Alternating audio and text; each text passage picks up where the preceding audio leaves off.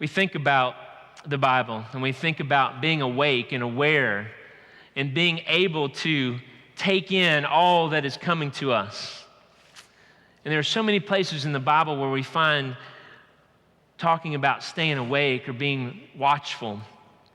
One of those places this morning I want to take us to is the 13th chapter of Mark, beginning in the 32nd verse.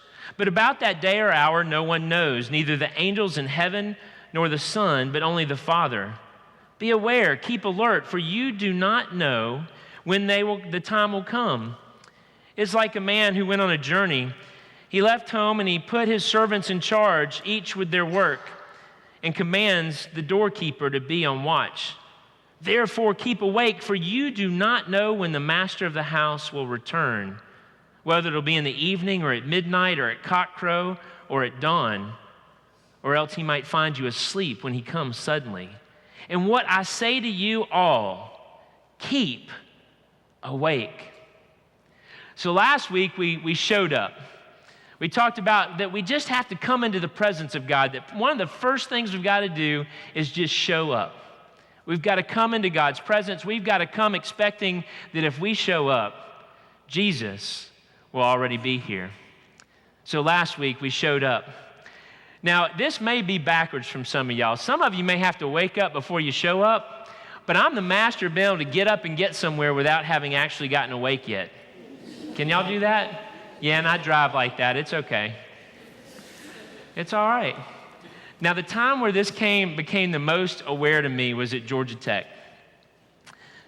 I tell you, now, I've had so many friends, and I've had to not welcome anybody particularly because there's been so many here that I've been careful about it.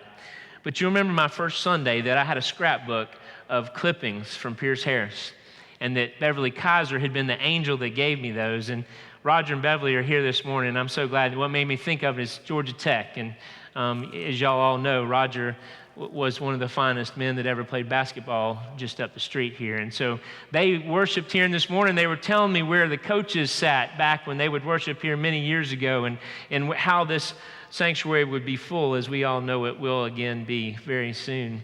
But at Georgia Tech, I figured out in high school I had to go to class. I had to show up. I didn't necessarily have to stay awake. Well, when I got to Georgia Tech, guess what?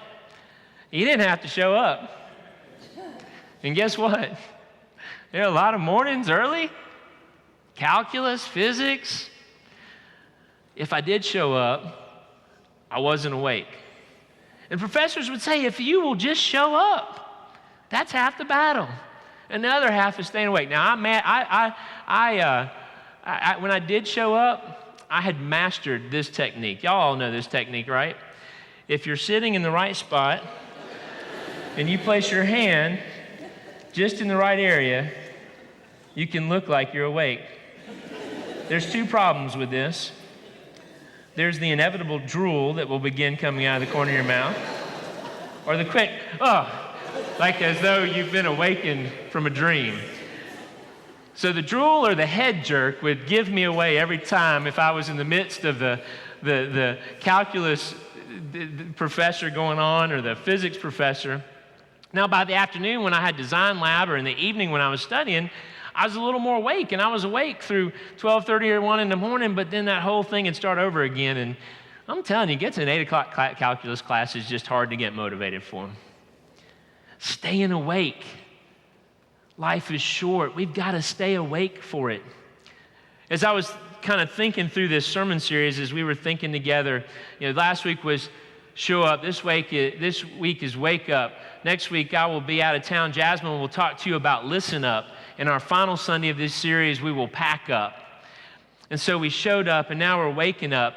And what that really came from is we were talking about camp meeting last week, and we're in the midst of camp meeting. And camp meetings and revivals had their birth in a time in American history called the Great Awakening.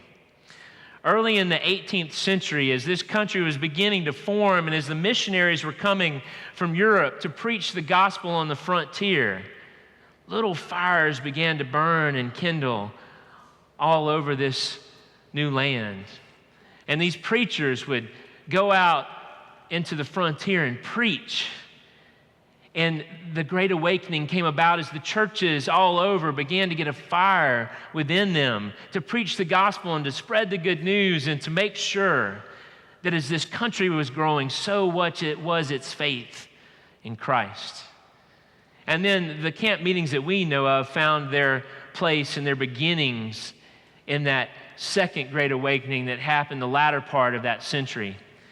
The beginning part was a man named George Whitefield, and he and Wesley were contemporaries. And John Wesley, the man that, along with his brother Charles, was the founder of our movement we call Methodism. John just didn't know about this stepping outside the pulpit stuff. He was a good Anglican. We didn't preach from away from the pulpit, and we certainly didn't preach outside.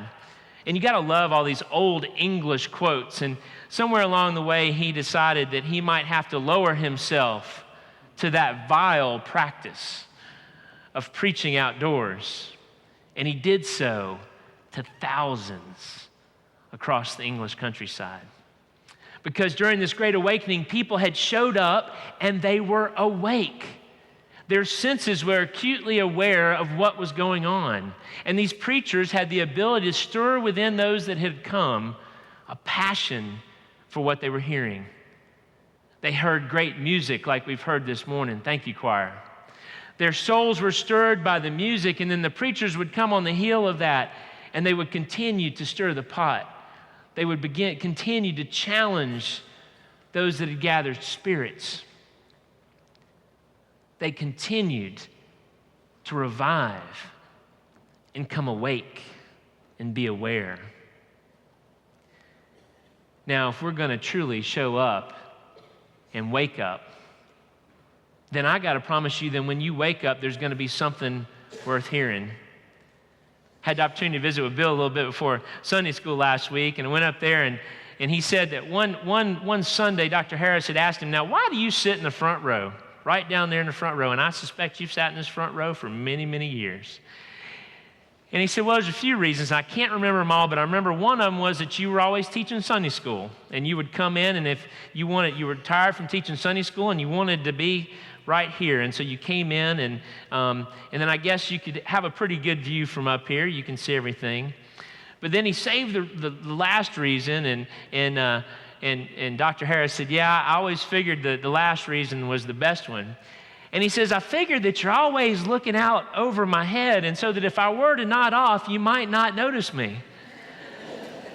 He said, Dr. Harris, does it ever upset you when somebody goes to sleep when you're preaching? Dr. Harris said, no, I figure this, that I was the one that put him to sleep, and it's my job to wake him up. So I promise you, if you show up, that we're going to work hard to help you stay awake.